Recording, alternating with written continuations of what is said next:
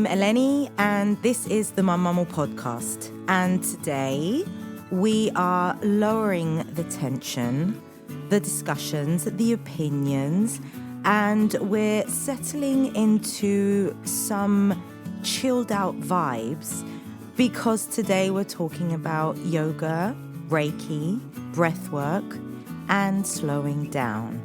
So very difficult, but totally doable. To help us all relax and remember how important and beneficial even just a few minutes of self-care every day actually are and what it looks like, I'm chatting to an old friend, yoga and Reiki practitioner, ex-dancer with over 20 years of experience in teaching yoga, Athena Christodoulou. She's on the podcast today talking about what Reiki is, what chakras are, why they matter, about breathing, affirmations, and the small yet effective ways you can infuse some goodness in your life. On with the show.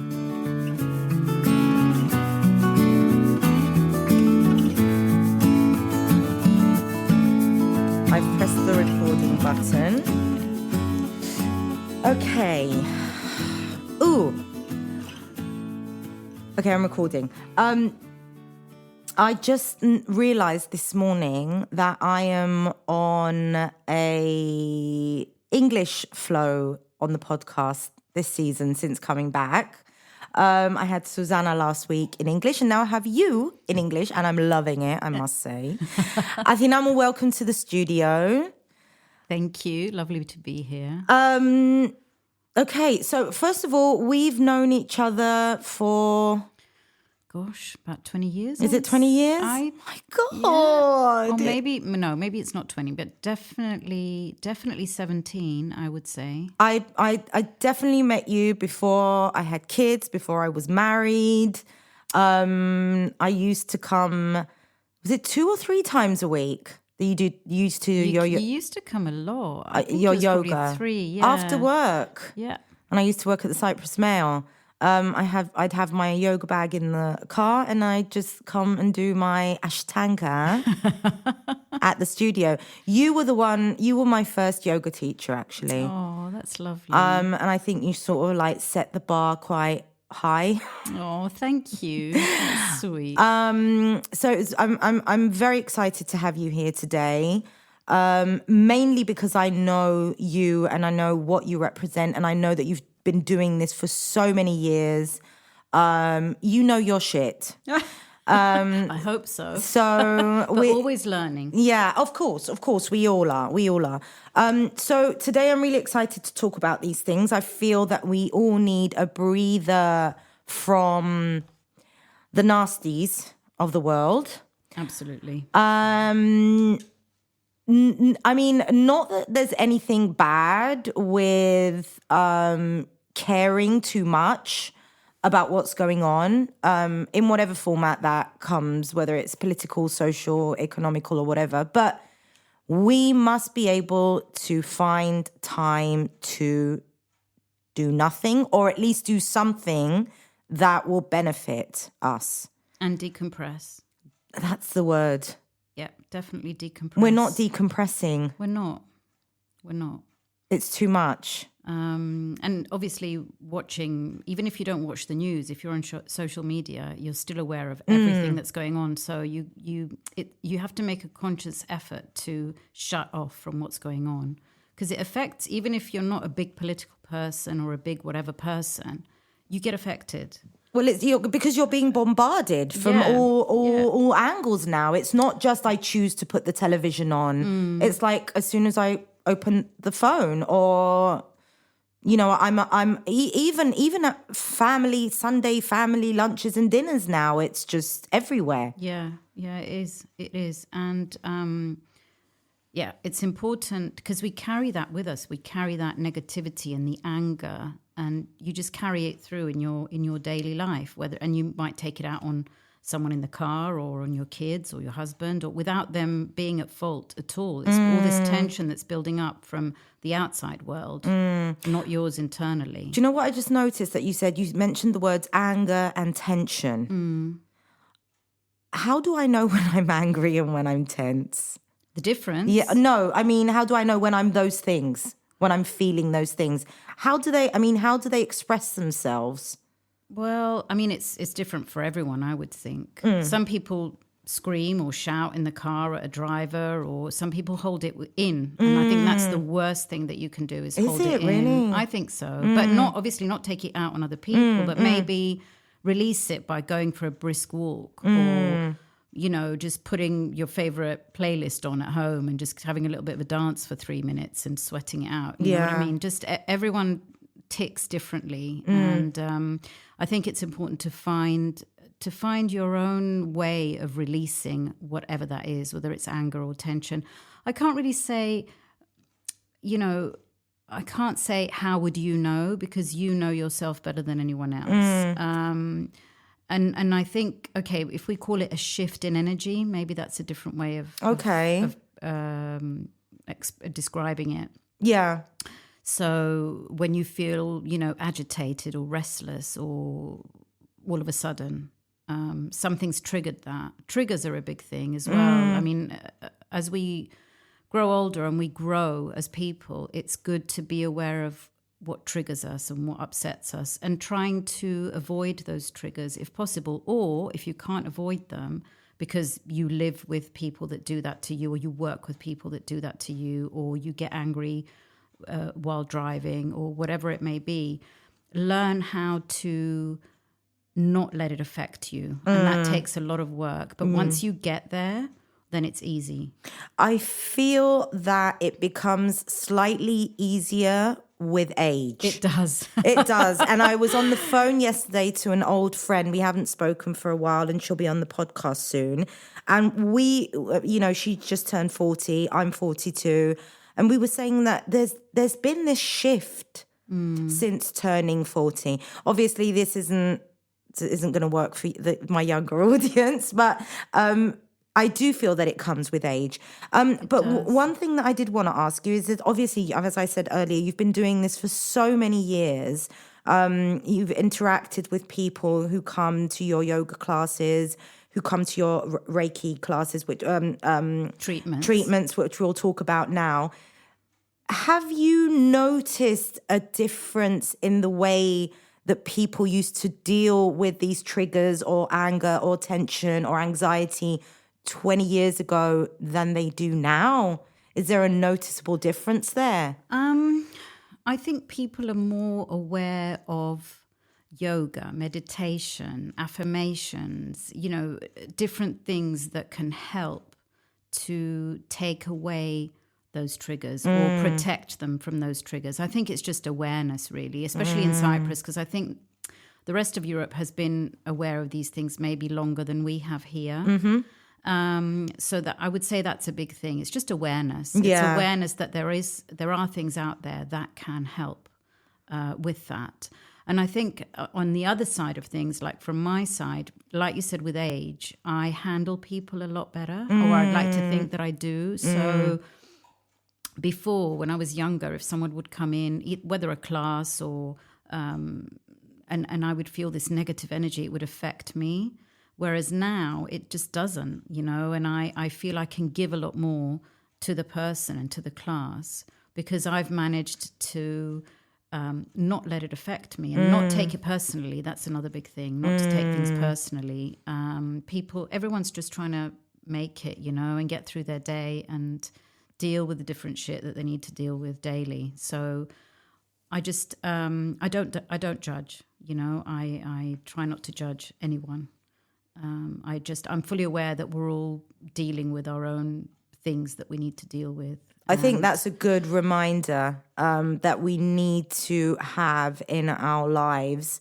Not so much to excuse someone else's behavior, but more to, as you said, not let it affect you. Yeah. This isn't about me. This isn't personal. I just got screamed at. driving. This isn't about me. It's about you, about him, about her. Yeah. Okay. All right. So let's get into it. I mean, let's start with Reiki, because I know less about that than I do about yoga. I know that we're going to go into the types of yoga that you teach and how it can benefit us. But Reiki, okay, so what is it? What's that? Okay. So Reiki is a healing technique, which is done by a Reiki practitioner or master, Reiki master. You need to have training to do this. It's done lying down. Okay. So the patient, I don't want to call them patient, but the person that comes to take Reiki or receive Reiki is lying down, whether that's on a bed or on a massage table, fully clothed, just take their shoes off, usually covered with a blanket and a little pillow behind their head. So they're nice and comfortable. Sometimes with a lovely eye pillow, because sometimes people are uncomfortable having their eyes shut when they're looking upwards. Okay. So an eye pillow or a lovely soft towel over the eyes helps a lot. Maybe with a few drops of lavender or something. Oh, God. So basically Reiki, what is it? Within our body, there are 7 different, what we call chakras. So chakras, to simplify it, are balls of energy throughout the body. And each ball of energy represents a particular something. It could be love, it can be confidence, it can be several different things which we'll touch on. Yeah, I want to go into the chakras as well. So what Reiki does is the Reiki practitioner will have their hands above these different areas where the balls of energy are within the other person's body. And you hold their hands there. It can either be slightly above where they are, or they can be lightly touching the body. Okay. And with the energy that flows through the practitioner, you help the person's energy flow. So it flows through these balls of energy, and you release anything that's stagnant or stuck. Okay. So me as a practitioner, when I have my hands over someone at a certain place, I will feel heat and like a tingling sensation in my hand. So, when you get pins and needles in your feet, that sort of thing. Okay. Sometimes it's more intense. Sometimes it's not so intense. Okay. And I usually stay there until I feel that it settles down. All right. Sometimes the person having Reiki, receiving Reiki, will feel things too. Okay. They will feel a burning sensation. They might see colors. They might, it's happened, for example, when I've been over the throat chakra, and I've had my hands there and the person started to cough. Wow. So when we finished the session, I asked her, did she have something that she's not saying, or, because throat is about talking and restricting thoughts and talking about what bothers you. Okay. And she said, actually, yeah, I've had something that's been really bothering me and I didn't know how to say it to someone. Wow. Okay. So it does, and it doesn't mean everybody has to feel it or doesn't feel it. And if you don't feel anything, it's not wrong. It doesn't mean it doesn't work. It's just that some people are more body aware. Okay. And that's okay, All you right. know. Okay. And usually people that have done yoga more and generally just more body aware, they can feel more. Sometimes they might not. And it could be the frame of mind that you're in, maybe that you're not so relaxed at that moment when you go and have your treatment.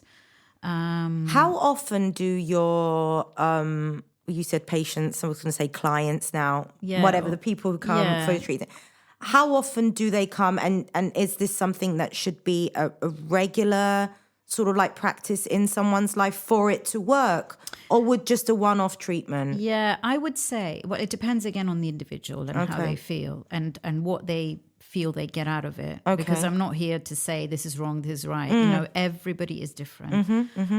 I would recommend taking a session once and seeing how you feel afterwards, having a chat about it, maybe not only immediately afterwards, but maybe a week down the line, and seeing how they felt. Has anything shifted or changes? Do they feel any different? And then it's up to the individual. I would say having a session once a month would be fantastic. It's a good idea. Can, yeah. Okay. And it's very doable financially as well. It's very reasonable. So how long is a treatment? It's an hour. It's an hour. It's an hour. And yeah, I mean, if it's something that people can fit into their schedule, which I think an hour once a month for self-love and self-care is the bare minimum. Well, I know that you've got a list because I made you prepare a list of things that we should be doing in order to do that decompressing that you mentioned earlier. Can we go into the chakras? Yes. Okay, so, I mean, I hear this a lot, and I know other people do it as well. What are they? I mean, you obviously just said they're balls of energy, but why do they matter? And how do these balls of energy affect me as an individual or my daily life? Yeah, life. Exactly. Again, going back to the philosophy of chi, which is life energy going through our bodies. Okay. Some people believe in this, some people don't. Mm-hmm. But if we do believe in that, and I'm a firm believer, obviously, about that, from even before I was practicing Reiki, when I was practicing yoga, these different parts of the body within need to be open so the energy flows. It's like, for example, when let's simplify it. So when you're in love, everything flows perfectly. You feel like you've got energy and you feel like everything's right. And it is a frame of mind, but it's also internally. I really believe that our mind does control our body. Mm-hmm, mm-hmm. So it's that kind of sensation when you feel nothing can touch you. You feel confident. You feel like you're healthy. So it's positive, feeling good. Absolutely. Okay. Absolutely. And it really, I mean, Reiki does really improve. It helps with the body's natural healing process. Okay. So it helps. So, for example, when you're feeling like you say, oh, my immune system's low and I got cold because I've been feeling run down and whatever. So what you're trying to do with Reiki is open those balls of energy and allowing the energy to flow through the body and creating this healing process. So you're helping your body heal itself. Okay. I'm not saying, obviously, that we don't need medicines and we don't need doctors. Absolutely not. This is just another way that we can help ourselves feel better physically, emotionally, mentally. It's an additional way. It is. Okay. It is. All right. Yeah. So we have 7 chakras, you said? 7. Yep, we have 7.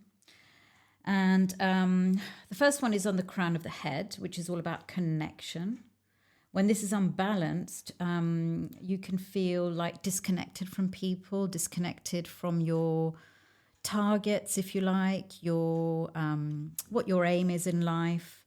Sometimes you can get headaches, and it can also come out as depression as well if that chakra is blocked. Okay. So it's as if you're receiving energy from above, from the universe, from that chakra. And it's not getting through if it's blocked. Yes. Okay. Yes, exactly. All and right. you feel kind of stuck, where am I going with my life not really clear in your targets and goals, and not feeling connected with others around you and with yourself, with self, which is a big thing. All right. The other one is the third eye chakra, and it focuses a lot on intuition and dreams and being clear, again, like focus. Sometimes it affects sleep, the third chakra. So it affects our not sleeping very well. Okay. It can affect that. And it's third eye. It's like we say, it's kind of the point between our eyebrows. And we use it a lot in yoga as well. Yeah. When you do the position holding your hands together, and you usually place the thumbs between the brows, which is the third eye, which is helping opening up intuition and seeing clearer. Okay. Clearer, I mean, I don't mean with the eyes, I mean... I mean with within, the mind's eye. With the mind's eye, exactly. The next one is the throat chakra, which we touched on before. Yeah. And this represents truth and expression and being truthful in expression. So like I said before, if you feel that you're not expressing, you're not saying something that's bothering you. It could be to anyone, or it could even be to yourself. Again, there can be a blockage there. Okay. And again, it can come out with all of these. They can come out as illnesses. So headaches with the throat. It can be coughing or a sore throat. You know, I'm not saying that because you have a sore throat, it means that your chakra's blocked. I'm just saying that these are things that can lead you to wonder, you know, is there something internally that I'm not dealing with or can't deal with? Yeah. Which I feel 9 times out of 10, probably people listening to this are going, yes. Yeah. I know really, I am. Yeah. Really. And personally, you know, hand on heart, I really feel that honesty is the way to go in life. And there's a way of saying something and there's a way of saying something. And I think, again, that comes with age. You learn to talk about what bothers you or express something and being mindful how you're saying it. Yeah. I think when we're younger, we just open our mouth and say it without thinking of the impact that can have. Yeah. And also I feel that when you're younger, sometimes you are intentionally spiteful as well. So what you say your words actually do want to harm someone else. I'm probably talking from very personal experience, having a teenager in my life right now. But whereas now, with age, as you said, and with experience, I feel that social filter works better, and it actually works in a way that you try and express yourself in a way that will benefit both parties. Exactly. Yeah? Exactly. And I think the kinder you are to someone else, you're teaching them kindness too. Exactly. And with kids. I mean, I know I don't have kids, so people might say, oh my God, you don't know anything about kids. Maybe I don't, but sometimes I think when you don't have kids and you look at it from an outside perspective, you can have a different kind of wisdom about it. Yep. Without being caught up in the tension and the arguments and with your kids, you know. Yeah. It's also one of the reasons why now I feel that, you know, all this talk about women becoming mothers at much later stages in life is actually a really good thing. It is. Because you know where you are. You have, as we said, that social filter. You have that experience. You know that kindness can actually go a long way. Yeah. As opposed to when you're younger and you're stressed the fuck out and you don't know what you're doing and everything just seems too much. Yeah, absolutely. Okay, moving on. The heart chakra is another one. That's a really big one for me. This is that about love? It's about love, but it's also about, I think we hold a lot of trauma in the heart chakra. Oh, wow, okay. Emotional trauma. We can hold a lot of emotional trauma in the hips as well, but I think the heart is a really big one. Again, kindness, compassion, self-love and love for others. Connection with other people as well is a big thing. Connection to your soul. And sometimes when it's blocked or out of balance, you can feel just, you know, when we say there's a heaviness in my heart and you can't, or you've got like heartburn and you can't, you don't understand why you have that heaviness. It could be that. It could be past trauma, past disappointment, the way you grew up, how parents were. I mean, it can be a million different things, you know, abuse, emotional abuse. Yes. A lot of things can store there. Yeah. And I see it a lot. I've actually seen it recently in one of my clients of yoga, where I feel that there were certain asanas that were heart openers that she would find it difficult to do, and something shifted, and now she can do them with more ease. Wow. So So it affects the body physically a lot. I believe. and I feel also that what you said before about connection, you know, I feel that we're probably more disconnected than we've ever been. Yeah, I feel that too. And I think a lot of it is social media. I Yes. think we get caught on scrolling on our phones and being very alone, you know, people are happy to, I've seen it. I mean, I've probably done it. You know, you go out with friends. Yeah, I think we're all guilty of it. And they check their phones, or I only got a smartphone in February, and now I've regretted it, because when I had my old banger of a phone, I'd never had any, internet on it. Oh my God, I love you so much. So when I didn't, I just had it in my bag on silent, and now it's like, oh my God, I might have something from work, or I might, somebody might message me from work, and it's like I'm allowed 1 hour to have dinner. You're constantly accessible. Exactly. That is the problem. We're not supposed to be constantly accessible. No. And this is modern life, and it's modern world, and it's up to us to put boundaries down. I know. Yes. And thank you for that reminder. It's a big one. It is a big one. It is a big one. And it goes hand in hand with this being stressed all the time and being, you put your phone aside, or you forget your phone at home purposefully, and then you can go about your day. I mean, I understand that when you have children, there's that worry of, I need my phone in case something happens at school, or somebody needs to reach me. I get that. But for example... But I'd like to... Let me just chime in on that, because I know what you mean.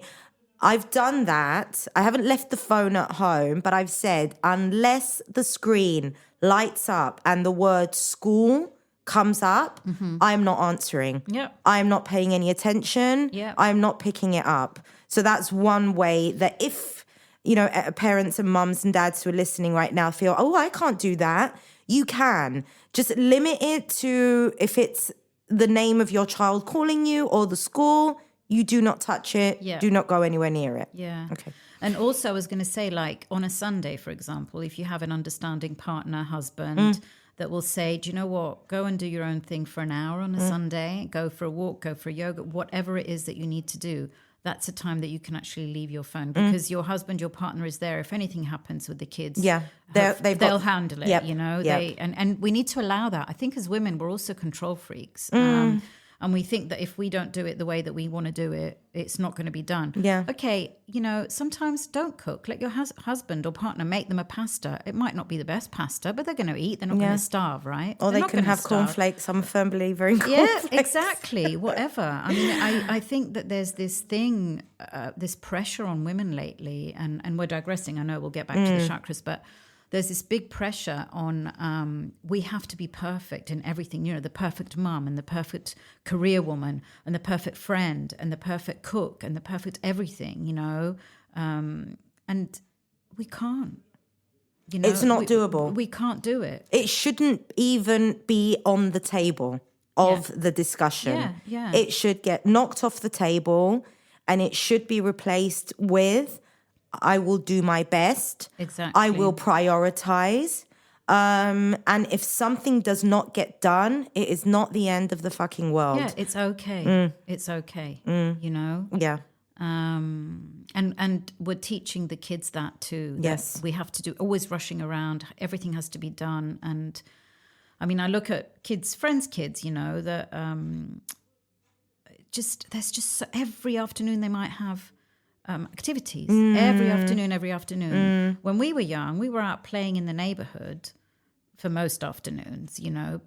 A lot of kids don't. Some of them do. Some of them do. A lot of them don't. They're on their phones, on the tablets. See, I mean, just last night or yesterday, we got home after school. We get home late, about 3:00. Yesterday on Tuesdays, they don't have any afternoon activities, and the two younger kids just hopped on their bicycles and just fucked off, and came back an hour later, drenched, muddied. Happy. But happy. Yeah. That's the thing, isn't it? That was an eye-opening moment for me, because while I was standing, the mum at the door going, where the hell have you been? And they're coming and they look like that. And I'm thinking, oh my God, I've got all this washing to do and mopping to do now. And now their shoes going to get dry in time for school tomorrow. And then I'm like, isn't this what I want? Do I want them at home in front of a screen? Exactly. All day, obviously being quiet because they're being absorbed by what they're watching.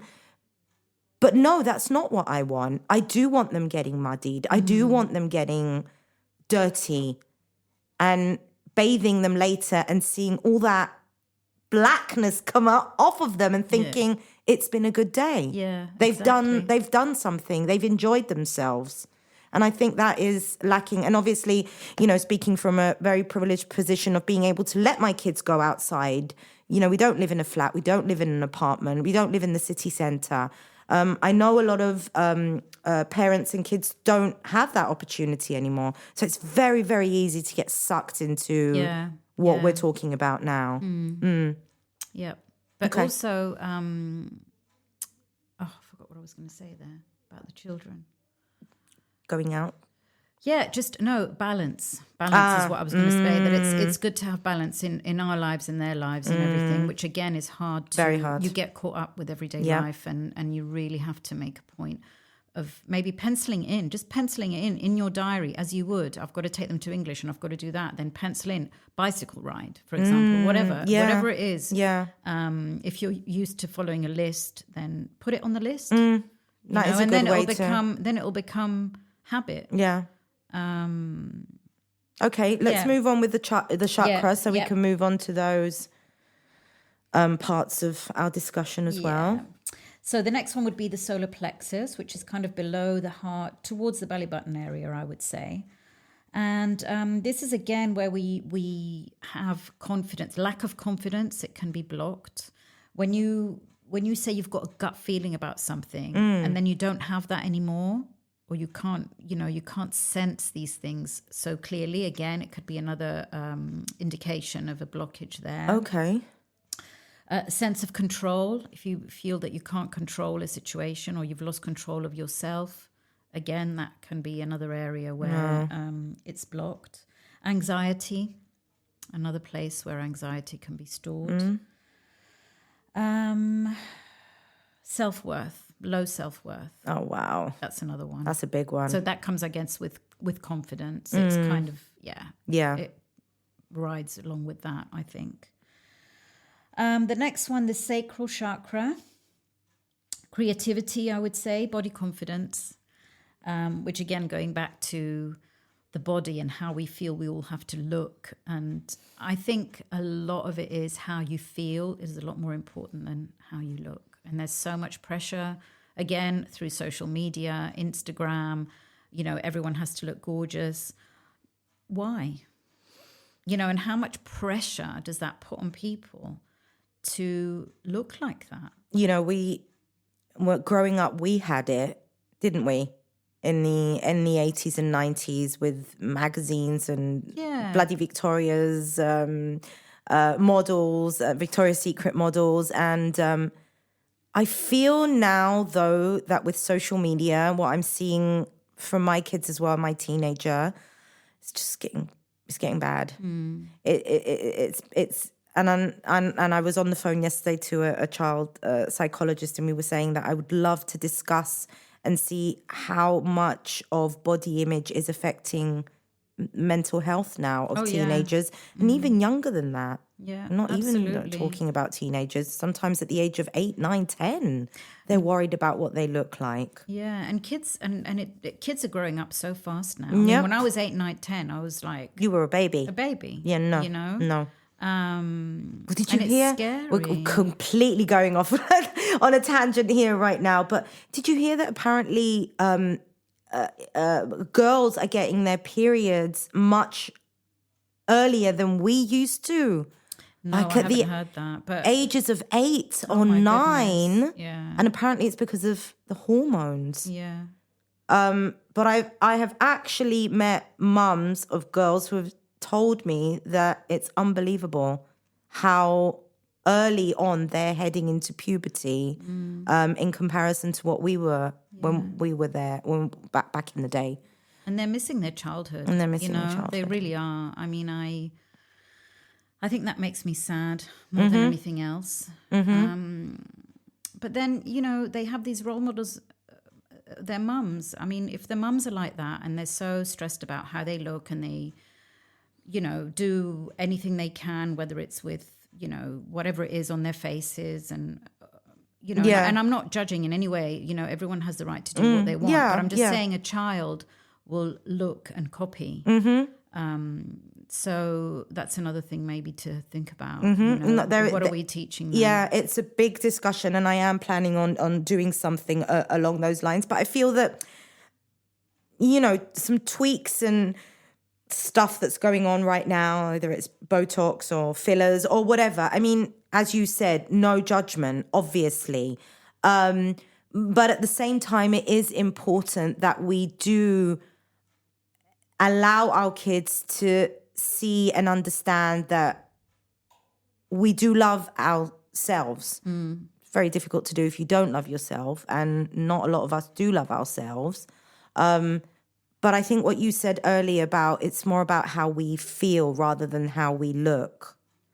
And part of all this, and I'm like the taking yoga that. and the Reiki, and it's all self-love without the fillers and without the whatever, or adding it too. I mean, it doesn't mean that the people that decide to do these things, it doesn't cancel out everything else.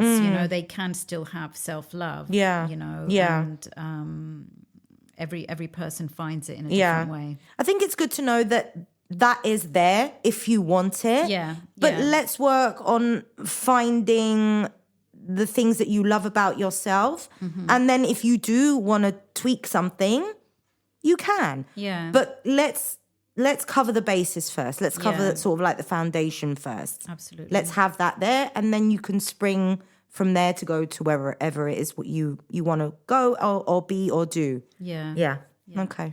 Going back to the sacral chakra, again, it's to do with emotional and sensual needs. So if you've got a low libido, it could be that there's a blockage there too. Okay. And again, this could come from anything: emotional abuse, sexual abuse, or not even that, just something blockage, some blockage there that's a lot simpler. So that is another thing to look at in that chakra. And the final one is the root chakra. So it's your root. So you feel grounded, you feel rooted. If you don't feel grounded and you feel all over the place, again, there could be a shift there. A sense of security, instinct, survival. Again, anxious, fearful, all these emotions. If you're feeling all of that, again, it could be the root chakra. We work a lot on that in yoga, obviously, when we sit in cross-legged or lotus, so you're grounding into the ground, so that helps a lot with that.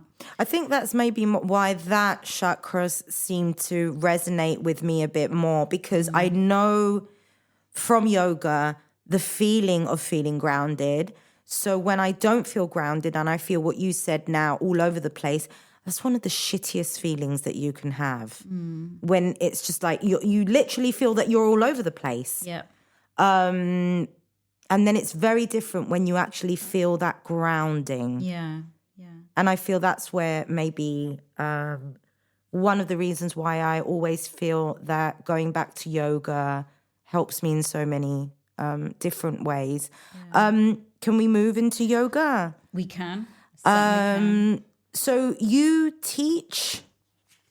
Do you teach anymore? Of course. You do still teach. Okay. I do teach, absolutely.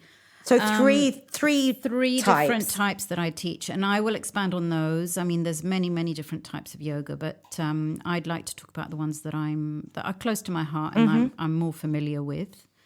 So I teach, I started out with Ashtanga yoga, which is when you used to come to me. So Ashtanga is a very, very dynamic practice. And unfortunately, it scares a lot of people in the beginning.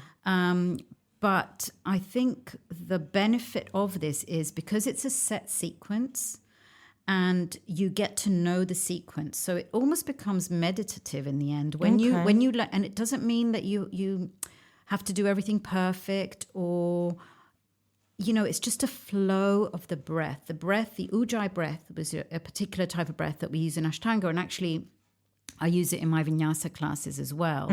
It helps a lot with grounding, I find. Okay.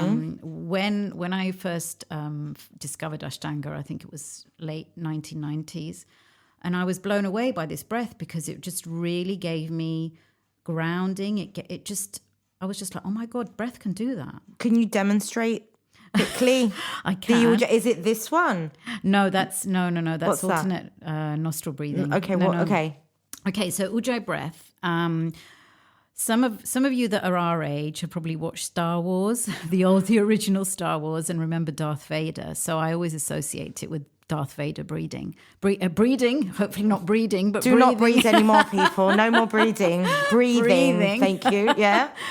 So, Okay. Yeah. So it's breathing in and out through the nose, and it's a tickling feeling at the back of the throat. So you would inhale and exhale. Okay. So it might sound a bit weird in the beginning, but when you get into the rhythm of that, and in the Ashtanga practice, you hold for 5 breaths. So you hold the different poses, 4, 5 breaths on each side in each pose. So it really gives you a rhythm of where you begin to let go of what you look like in the pose and see what it feels like to be in the pose. And this is difficult in classes, in Ashtanga classes, I found. And when I used to teach abroad as well, in Vienna and in Edinburgh. And, you know, it becomes, it's very dangerous for it to become competitive. Because it is a difficult practice. It is an athletic practice. And it's very easy to get caught up in, oh my God, the person next to me's got their toe in their ear and I can't, you know, mine isn't even, you know, coming off the floor kind of thing. But it's up to the teacher to make everyone feel comfortable and let them know that it's a safe place to practice and everyone is at their own pace, because the people next to you that has their toe in their ear did not have their toe in their ear when they started a year ago, 2 years ago, whenever it was ago. So again, it's guiding people to be comfortable in their practice wherever they're at that time. Because also there's people that used to practice and then have been out of practice because they've had babies or they've had an injury or they've had, I don't know what, got lazy, whatever, and they've decided to come back to it. Again, you can't come back to a practice thinking, but I used to be able to do that. Yeah, but you're not where you were. Not where you were. Body's changed. Changed. And also, you know, you need to acceptance. Acceptance is a big word, you know, accepting where you're at that moment in your body. You know, you may have gained a few kilos, you may have lost kilos, you may be weaker, whatever the case may be. So it's just allowing people to meet themselves where they're at, you know, rather than can I do this and can I not? Again, having said that, it might not be for everyone. So that's the good thing about yoga. There's just so many different types of yoga. Agreed. And also, I think moving and shifting the focus to the breath. Yeah. Rather than what your toe or your arm is doing. Absolutely. And the more you sink into the breath, all of a sudden you just forget about it. You forget about it, and all of a sudden your nose is on your knee, for example, and you're like, holy crap, when did that happen? Because you've shifted the focus. The focus is on the breath and not on what your body can do. Okay. All right. And just to say quickly the benefits of Ashtanga, and this can cover, these benefits are not purely for Ashtanga. They can cover, they can happen in other forms of yoga. But just to mention a few is in improving flexibility. Because one big thing I hear, I can't come to yoga, I'm not flexible. Well, that's why you come to yoga, to allow the body to open. And again, this is going back to social media and everybody has to be perfect. And no, it's your first class. Yep. Why? Why? Where's the journey? Where's the fun in learning? If you're perfect day one, what's the point? You'll get bored and then you'll move on to the next thing. Yes. Thank you. Yes. Improving flexibility, breathing, opening the breath, improving balance, stamina, increasing bone density. That's a big one. And muscle strength, obviously. Controlling body weight because of the breath, you sweat a lot. It's usually done in a hot room as well. Okay. So that helps to detox and shift some kilos as well. Oh, I just listening to that, I like the sound of it. Releasing stress. Obviously, the breath helps a lot to calm.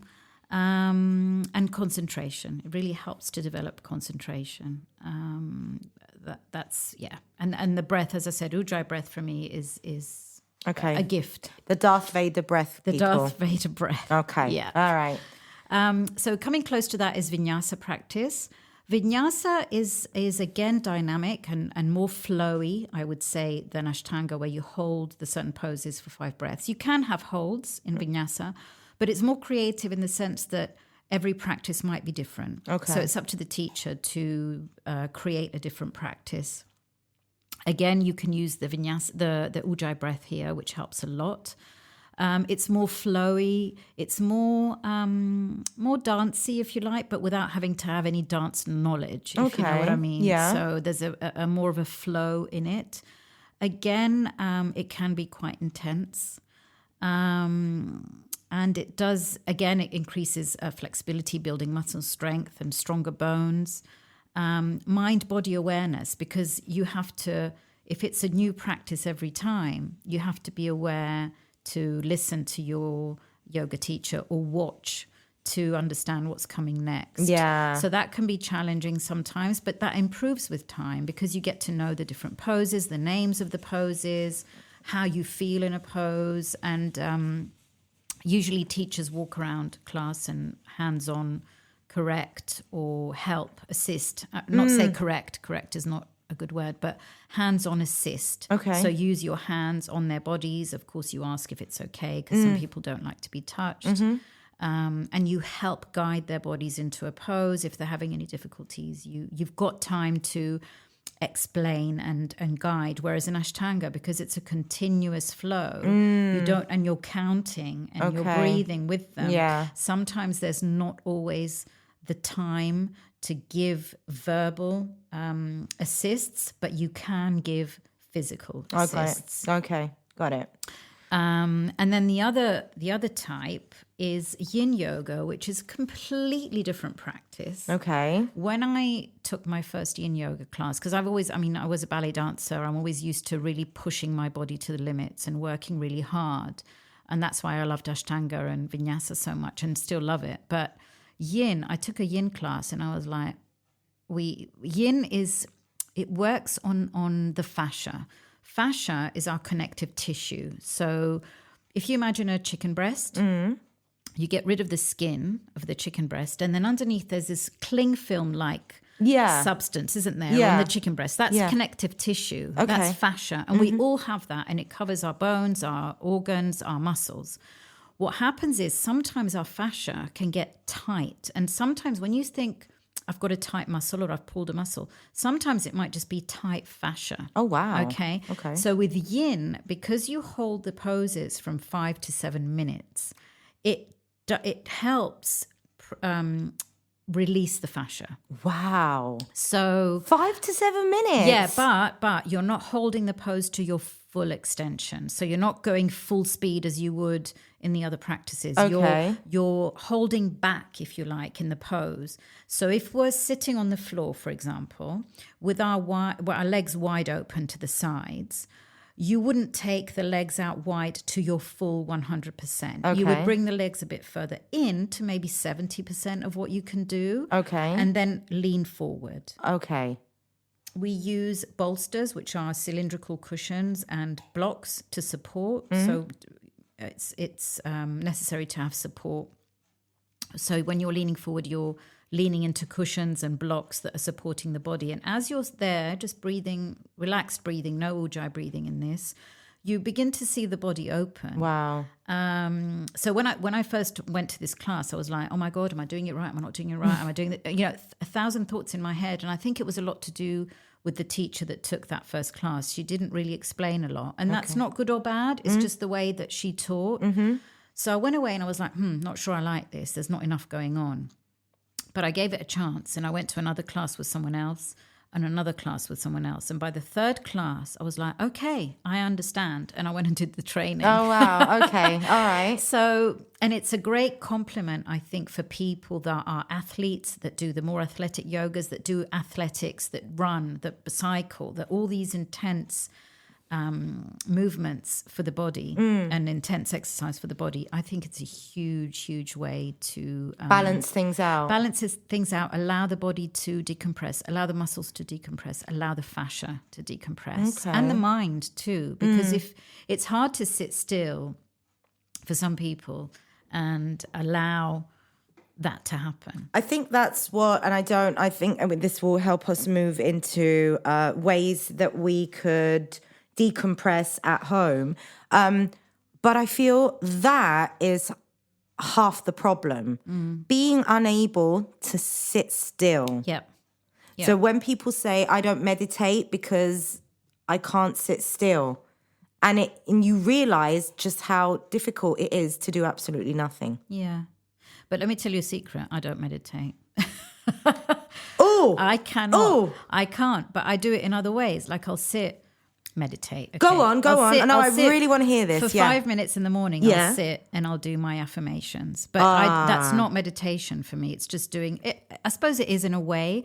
But my meditation would be my Ashtanga practice where it's a moving meditation. Okay. And that empties my mind because I'm focusing on my breath, but I'm still moving. So what you're saying right now is that maybe we should drop the format that we have in mind when it comes to meditation, that I have to sit cross-legged in a quiet place and just not do anything for the next 10, 15, half an hour, whatever it is. I mean, there's that, but there's also other ways to do it. Okay. And I think we've put everything in boxes and we need to sort of think outside the box for people that can't do that, like myself, and just find different ways of doing that. So it could be, like we were talking earlier, about being in a car. So you've dropped your kids off. Yeah. And you're in the car and you've got 10, 15 minutes to go back home or to go grocery shopping or whatever it is, when you've done the school drop off. And you can listen to mantras or listen to affirmations on your, phone or a podcast, a small podcast or something that's positive. Yeah. That's there are self-love. a number of small or even long, really, meditation or breath work or affirmations or mantras. So many things. But I did want to ask you, affirmations and mantras, are they the same thing? Yeah, I would say. Yeah? I would say, yeah. Okay. Maybe affirmations, I would say you can use a lot of them. And we can say some examples of those. And a mantra could be one thing that you choose. That's how I kind of separate them in my head. But again, I get it. It doesn't have to be right or wrong. It's different for everyone. Okay. So a mantra could be, today I'm going to decide my mantra is, I'm going to be kind to anyone that I come across today, no matter what happens. Kindness. I am kind. I am kind. So is it an intention? Yeah, I guess you could Maybe. say that. Yeah. It's Okay. an intention.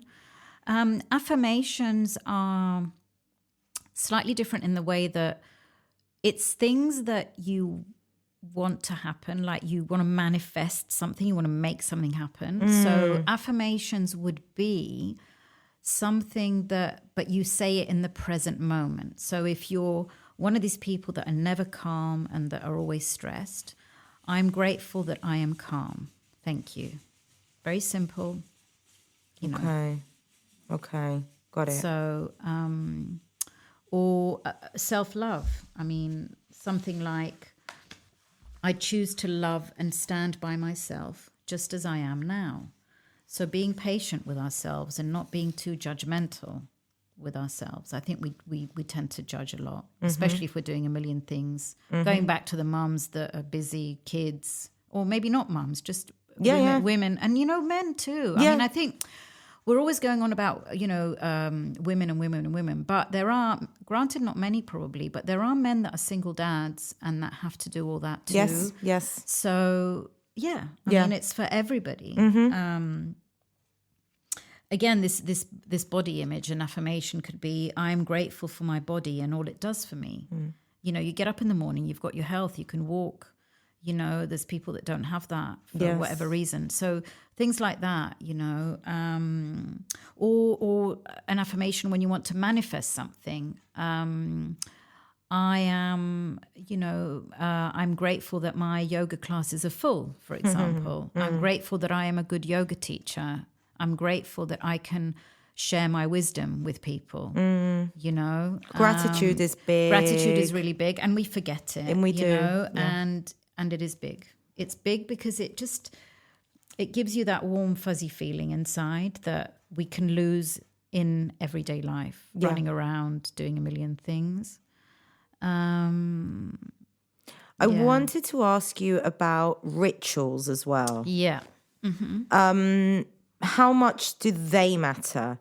Because I was telling you earlier that one of my rituals is as soon as my husband gets home and I know that I can sort of like fuck off because he's holding the fort down, is my shower time, putting on my pajamas. That's just like, it's the happiest moment of my life in the day, I must say. I love it.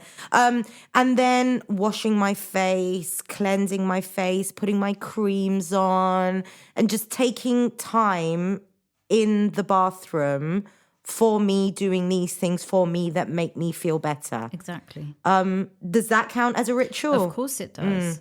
And for everyone, it's something different. For someone, it might be dropping kids off, going for a walk. That like too. You said. That too. The dropping them off. Yeah, dropping them off. Getting back into the car and it's like... not getting in the car. Or not. Or walking, if, like you said, you drop your kids off and there's a walk by, the walkway nearby. Twice a week. You take your little walk there. And that's a ritual as well. That is a ritual. Okay. It doesn't always have to be lighting candles and incense and making it all... It can be. But for someone that doesn't have, the time or you need luxury. to luxury. You need to incorporate it in your everyday life, so it is your ritual. I don't have children, so I can go home and light Do you my have candle. rituals? I do. I try and stick to them. I don't always. Yeah. I'm also a person. I'm not, I'm not going to sit here and be all la-di-da about everything. I'm not. Okay. And I've got shitty days and I've got days when I can't cope and I've got days when I get really down and miserable and like all of us. Yeah. Acceptance, Athena. Acceptance. You have and to you know accept what? that. And that's what I did over the holidays. I had a day where I was really down in the dumps. And you know what? I'm like, I'm just going to allow myself to be. Next day I woke up, I was fine. Yeah. So... I know, again, people don't have the luxury to do that because if you're running around, maybe you're taking care of elderly parents, maybe you've got kids and you don't have time to allow yourself to have a breakdown and just shut yourself in your flat and not talk to anyone. And I get that. And then these people have to try and find another way, like these small things during the day, these little simple things, taking a walk or listening to affirmations on your, phone or... allowing, we were talking about before, how do you find time to do that? And we were saying let's finish with that. Yeah. So I think 15 minutes a day, everybody can do that. I really think 15 minutes a day is very doable. It's up to the individual what part of the day that will be. And it could be, I would say, to help it stick, it needs to be the same time every day. Okay. To help it become a ritual as well. And it's your 15 minutes. And I also think that actually helps. I don't think people should listen to that and go, oh, I have to find this time. Because more or less, especially when you have kids, you have a set schedule. Yeah. You know exactly what you're doing when you're doing it because you abide by their timetable. So I've found actually that there are those little pockets in time, those 15-minute gaps where I could be doing anything other than doom scrolling and just... That's all I do, basically. Yeah. I mean... We're guilty of it, a lot of us. We're all guilty of it. And 15 minutes is like... I know we were talking earlier about, oh my God, 15 minutes. By the time I've unrolled my yoga mat and sat on there and done 15 minutes, I think the tricky part is to be able to switch off for those 15 minutes, And you need to... If you find it hard to do that... Put it on your list. It's like, I've got to cook. I've got to do groceries. I've got to put it on the list. 15 minutes yoga. Switch off and do your yoga. In the beginning, it might seem like a it's on my list and it's a task, but then you'll want it. It'll become a way of life, and you'll look for it, and you'll need it, and you'll do it, and you will be able to switch off. Yeah. In the beginning, it might be hard because you'll be thinking about the next thing you've got to do after those 15 minutes are up.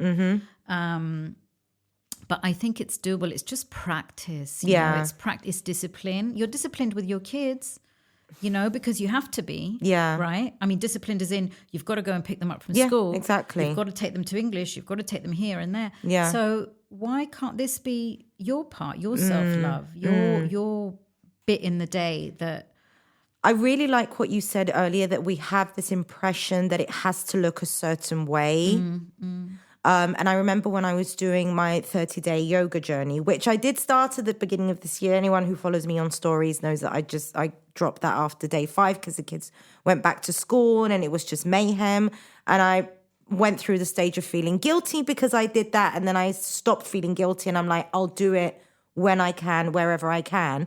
But during that 30-day yoga journey, back when it was COVID and we were at home, there would literally be days where the kids were running circles around me on the mat, and it wasn't very chilling and relaxing and decompressing.